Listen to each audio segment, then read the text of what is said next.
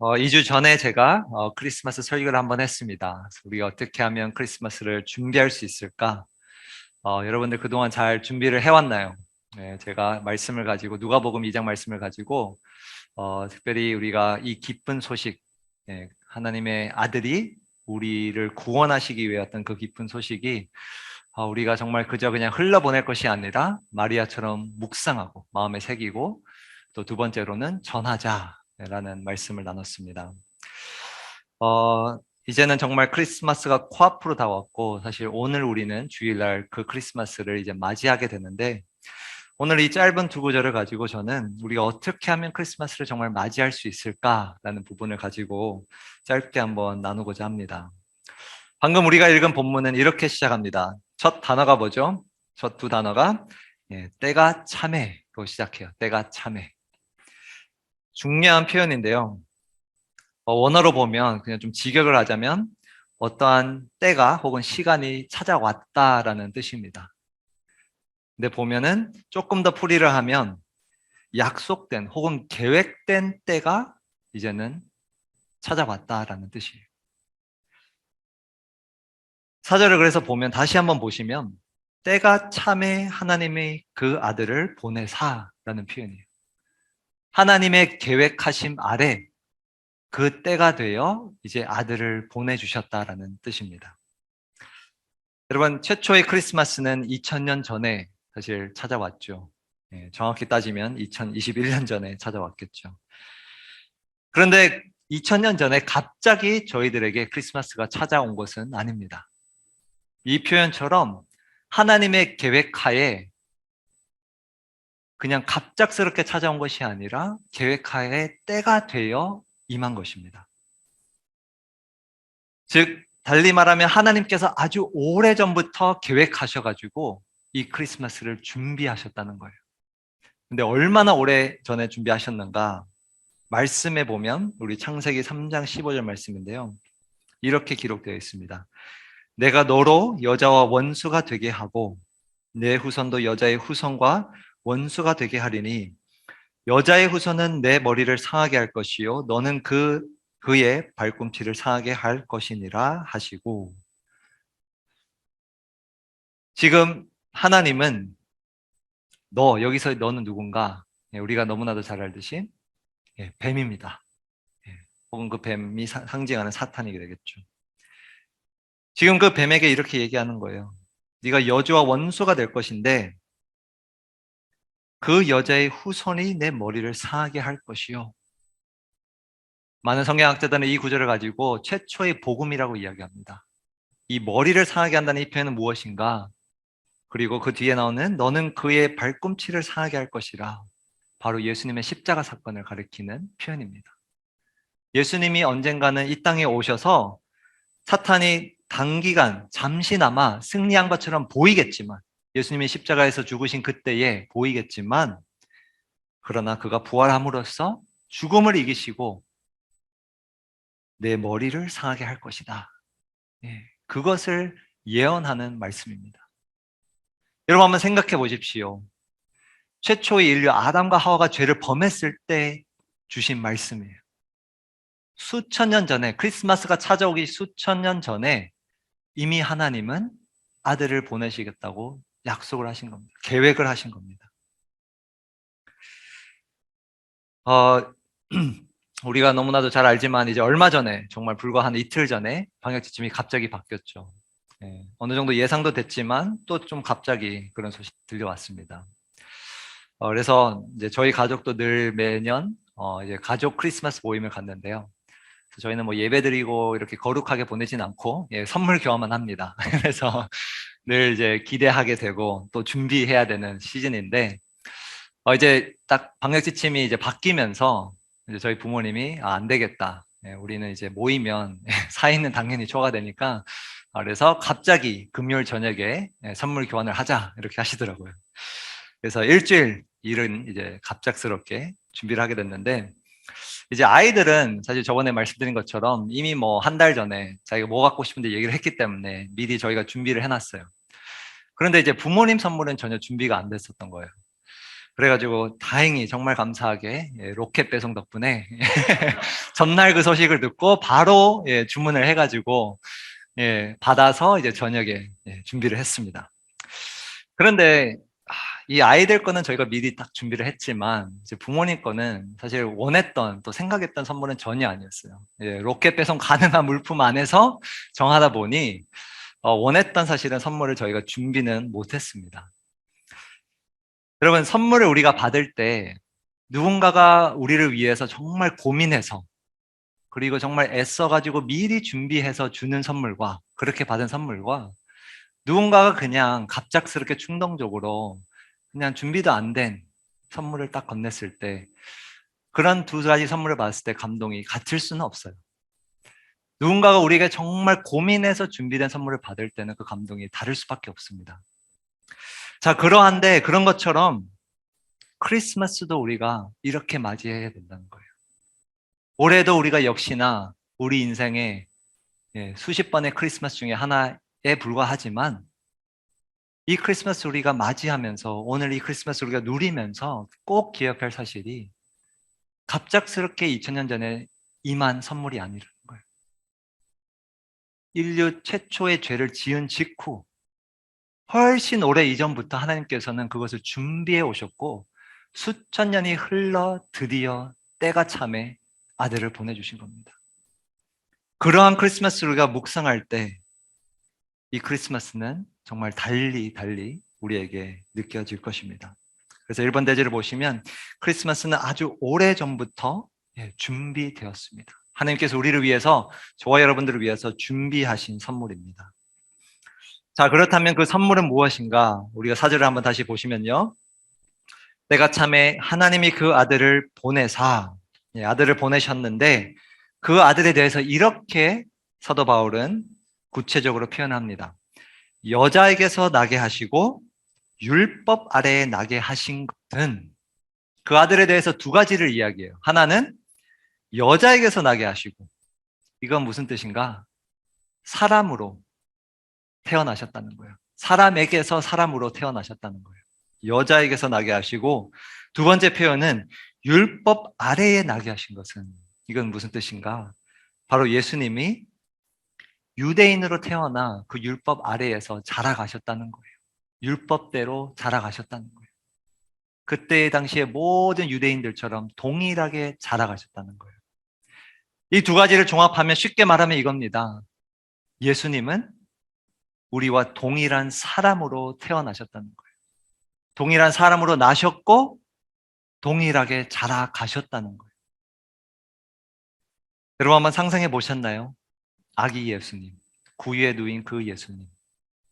예수님은 30살의 몸을 입고 이 땅에 짠 하고 나타나신 게 아니에요. 예수님도 어느 한때는 부모 없이는 자랄 수 없는 나약한 모습으로 그 아기로 태어나셨고 자라셨고 성숙해 가셨습니다. 예수님이 우리와 동일한 사람으로 나셨다는 게 왜 중요한가? 왜 하나님은 여자에게서 율법 아래에 예수님을 나게 하셨는가? 그 목적이 이제 5절에 드러납니다. 5절 한번 읽겠습니다. 율법 아래 있는 자들을 속량하시고 우리로 아들의 명분을 얻게 하려 하심이라. 예수님에 대해서 두 가지 표현이 아까 있었죠. 여자에게서 나게 하시고 율법 아래에 나게 하시고. 그렇게 한 이유를 5절에는 그 목적을 두 가지로 설명합니다. 첫 번째 목적은 율법 아래에 있는 자들을 속량하시기 위해, 속량하시기 위해라는 첫 번째 목적입니다. 이 속량이라는 단어는 여러분들이 이미 들으셨겠지만 자유를 위한 대가를 치르는 거예요. 자유를 위한 대가를 치르는 거예요. 그게 속량이에요. 자유를 위한 값이에요. 속량. 그 대가를 치르시기 위해 예수님이 오셨다는 거예요. 사람으로. 그리고 율법에 있는 자들을 자유케 하시기 위해, 달리 말하면 죄의 종이 된 우리를, 그 죄의 종이 된 우리를 자유케 하시기 위해 하나님은 자기 아들을 여자에게서 율법 아래에 나게 하셨다는 뜻입니다. 자, 두 번째 목적은 무엇인가? 하반절에 나오죠. 우리로 아들의 명분을 얻게 하려 하심이라. 자, 여러분, 이 표현이 정말 중요합니다. 아들의 명분. 그 명분을 얻게 하려 하십니다. 단순히 우리를, 죄의 종이 된 우리를 그냥 풀어주시기 위해 오신 것이 아니라 풀어주시고 나서 아들의 명분을 얻게 하시기 위해 오셨다는 거예요. 자, 그런데 이 아들의 명분이라는 단어의 뜻이 정말 중요해요. 이것은 직역하면, 그 원어를 직역하면 아들로 입양하기 위해서라는 뜻이에요. 입양이라는 단어가 사실 더 적절합니다. 우리 청년 일부들은 청년들은 아마 제가 에베소서 강의를 하며 수차례 아마 설명해서 기억할 수 있겠는데, 성령에서 말하는 입양, 특히 신약에서 사도 바울이 말하는 입양은 오늘날의 입양과 전혀 다릅니다. 오늘날 우리는 입양을 어떻게 이해를 하는가? 부모가 없는, 혹은 부모님으로부터 버림받은, 아니면 정말 환경이 어려워서 입양하는 그런 사례들을 많이 보게 되니까 그렇게 입양을 이해합니다. 그러나 그때 당시에 2000년 전에는, 특히 로마 제국에서 입양은 어떤 의미였는가?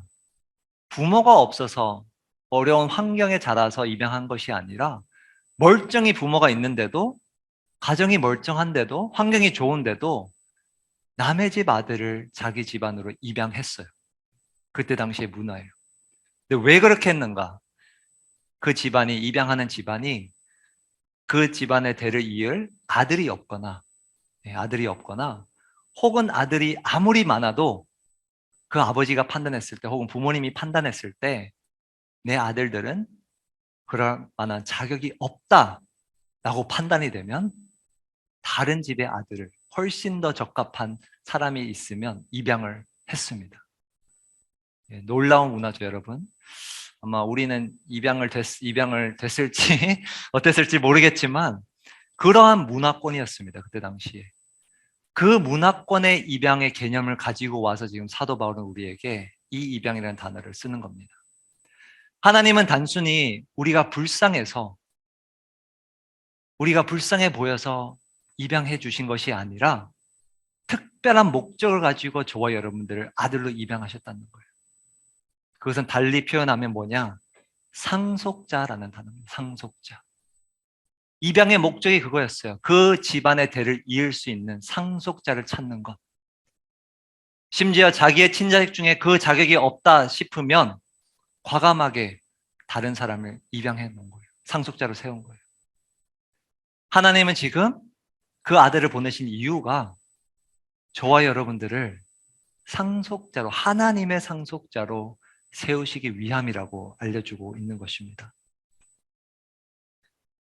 저와 여러분들이 바로 그 하나님의 집안을, 대를 잇는, 그 집안의 유산을 물려받는 상속자로 세우시기 위해 그 아들을 보내주셨다는 뜻입니다.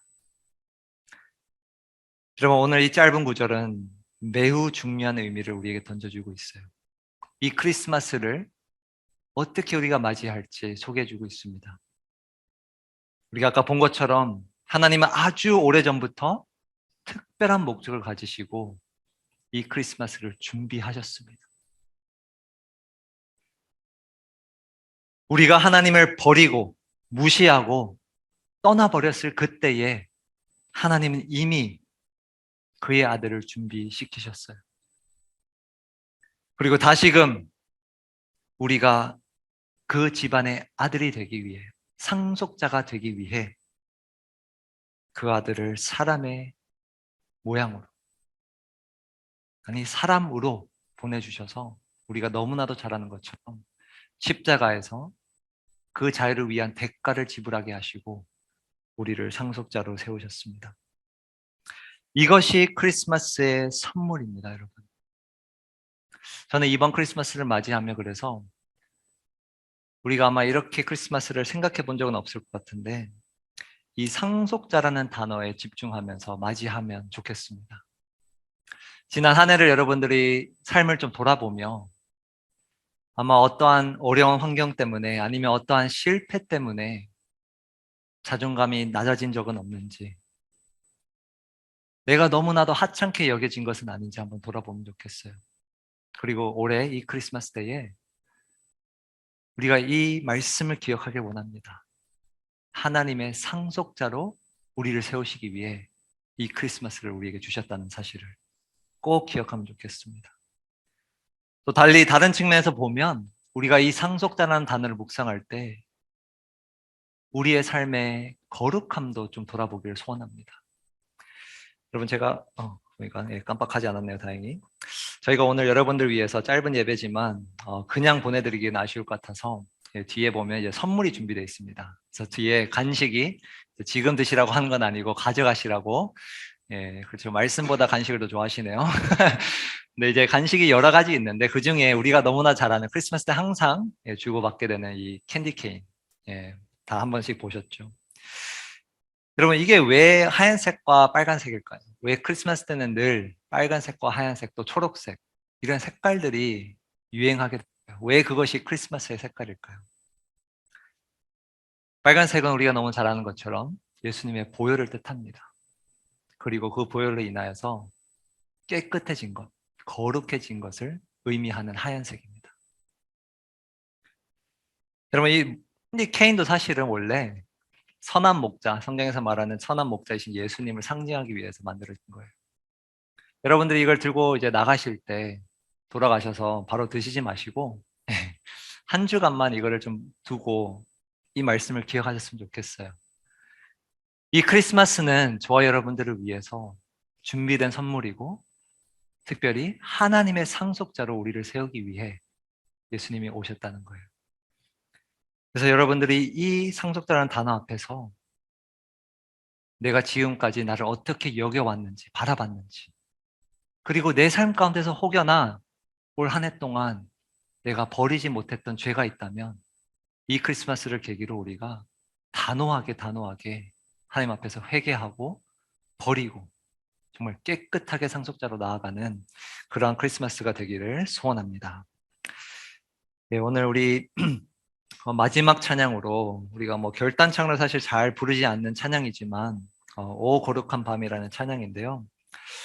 마지막에 가사가 이렇습니다. 경배하라 천사의 기쁜 소리 오 거룩한 밤 구주가 나신 밤 오 거룩한 밤 거룩한 밤. 거룩이라는 단어가 계속 반복됩니다. 여러분 예수님도 거룩하신 분이시고 또 거룩한 밤입니다. 예수님이 태어나신 밤. 그러나 크리스마스도 우리가 맞이하는 크리스마스도 거룩하기를 소원합니다. 나를 속량해 주시기 위해 속죄해 주시기 위해 오신 그 예수님 우리가 거룩하게 맞이하는 그 마음으로 이 찬양 부르시겠습니다.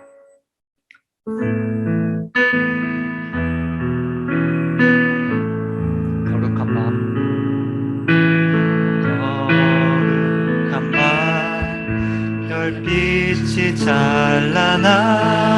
찬란한데 거룩하신 우리 주 나셨네. 오랫동안 죄악에 얽매여서 헤매던 죄인 위에 오셨네. 우리를 위해 속죄하시려는 영광의 아침 동이 떠온다. 경배하라 천사의 기쁜 소리 오 거룩한 밤 주주가 나신 밤 오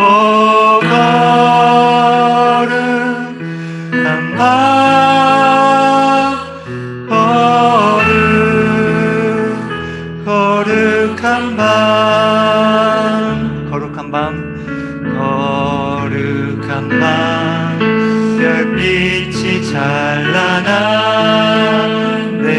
거룩하신 우리 주 나셨네.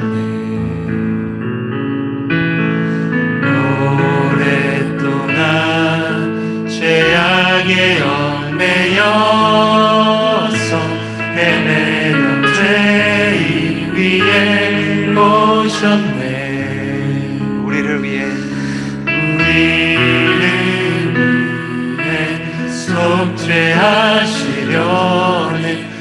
영광의 아침 동이 터온다. 경배하라. 천사의 기쁜 소리 거룩한 밤 우주가 나신 밤 거룩한 밤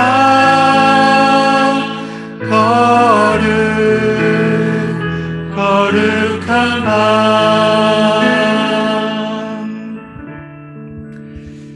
이 찬양을 묵상하며 또 말씀을 묵상하며 이 시간 짧게 기도할 때 그 거룩한 밤을 우리의 삶으로 좀 받아들였으면 좋겠습니다. 하늘의 보좌를 버리시고 거룩하신 그 하나님이 우리를 위해 오늘 말씀처럼 우리를 속량하시기 위해 또 우리를 하나님의 상속자로 삼으시기 위해 2000년 전에 오셨습니다. 그 2000년 전의 밤은 갑자기 찾아온 밤이 아니라 훨씬 그 이전에 수천 년 전에 이미 계획되어 준비되어 온 밤입니다. 그리고 2000년이 흘러 오늘 이 밤에도 이 날에도 여전히 거룩한 크리스마스입니다. 이 시간 짧게 기도하며 내 안에 무너졌던 자존감이 있다면 하나님이 나를 상속자로 삼으셨다는 그 사실 앞에 다시 한번 나를 이렇게 세우고 또한 나의 삶을 돌아보며 내가 단호하게 버려야 할 죄가 있다면 과감하게 버릴 수 있는, 단호히 끊을 수 있는 그 하나님의 능력을 허락해 달라고 이 시간 우리가 기도하며 나아가겠습니다. 함께 기도합시다. 하나님 아버지, 크리스마스를 맞이하며 무너졌던 우리의 삶을 하나님의 은혜로 말미암아 그 아들을 보내주신 그 명분으로 말미암아 다시 한번 일으켜 세우기를 산들이 소원합니다. 특별히 우리 청년들 가운데 정말 지난 한 해 동안 실패를 거듭함으로 혹은 다른 이유로 나 자신을 정말 하찮게 여겼다면, 아니 나에 대한 나의 정체성이 무너졌다면 아버지, 하나님이 나를 구원해 주시기 위해 상속자로 세우시기 위해 오래전부터 그 선물을 준비하여 그 선물을 이미 주셨고 다시금 올해도 그 선물을 주시기 원하신다는 것을 아버지 잊지 않게 도와주옵소서. 그리고 또한 그리스도의 보혈로 우리가 깨끗하게 되었음을 아버지 이미 우리가 고백하였사오니 아버지 우리의 삶 가운데 계속해서 반복되는 죄가 없도록 주님 허락해 주옵소서. 성령의 능력으로 단호하게 끊게 해주시고 다시금 이 크리스마스를 맞이하며 거룩하게 우리가 나아갈 수 있도록 우리의 삶을 돌아보면 정말로 이 하얀색처럼 그 보혈로 말미암아 깨끗해질 수 있도록 우리를 아버지 거룩하게 다시 한번 성화의 과정 가운데 뛰어들게 인도하여 주옵소서. 그렇게 우리를 이끌어가실 그 주님을 바라보며 나아갑니다.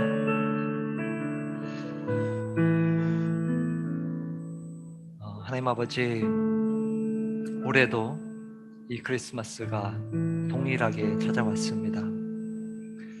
매년 찾아오는 크리스마스이기에 어느덧 그 크리스마스가 우리의 마음 가운데는 이제는 형식이 되어 온 것은 아닌지, 그저 선물의 포장지처럼 화려하지만 껍질에 불과한 크리스마스로 다가오는 것은 아닌지 돌아봅니다. 하나님께서 그저 2000년 전에 갑작스럽게 중동적으로 우리에게 던져주신 선물이 아니라 정말 오래전부터 준비하셨고 계획하셔서 수천 년 전의 인류의 역사 뒤에 그 아들을 보내주신 것을 우리가 알므로 그렇게 감사하게 크리스마스를 받아들이기를 소원합니다. 또한 이 아들을 여자에게서 나게 하시고 율법 아래 나게 하신 그 이유가, 그 목적이 우리를 죄의 종에서부터 해방시켜 주셔서 그 그리스도의 보혈의 대가로 말미암아 우리를 자유케 하시기 위함임을, 또 더 나아가 우리를 하나님의 상속자로 세우시기 위함임을 우리가 배웠사오니 아버지, 나 자신을 환경이 아니라 내가 거듭한 실패가 아니라 이 말씀 가운데 나를 다시 한번 일으켜 세우도록 우리를 축복하여 주옵소서. 또 아버지, 우리가 크리스마스 때마다 보게 되는 그 빨간색 하얀색을 우리가 볼 때마다 우리를 깨끗게 하는 그 보혈을 잊지 않게 하시고, 이번 크리스마스 동안 우리의 삶을 돌아보며 우리가 단호히 버려야 할 죄가 있다면 과감하게 그 보혈 앞에 버리게 하여 주옵소서. 그래서 그 하얀색처럼 정말 깨끗하게 하나님 앞에 다시금 나아갈 수 있는 우리 모든 청년들 되도록 주님 이 크리스마스를 복 주시옵소서. 감사드리며 이 모든 말씀 살아계신 우리 주 예수 그리스도의 이름으로 기도드립니다. 네, 우리 한번 마지막으로 이렇게 인사합시다. 당신은 하나님의 상속자입니다 라고 옆 사람에게 한번 인사합시다.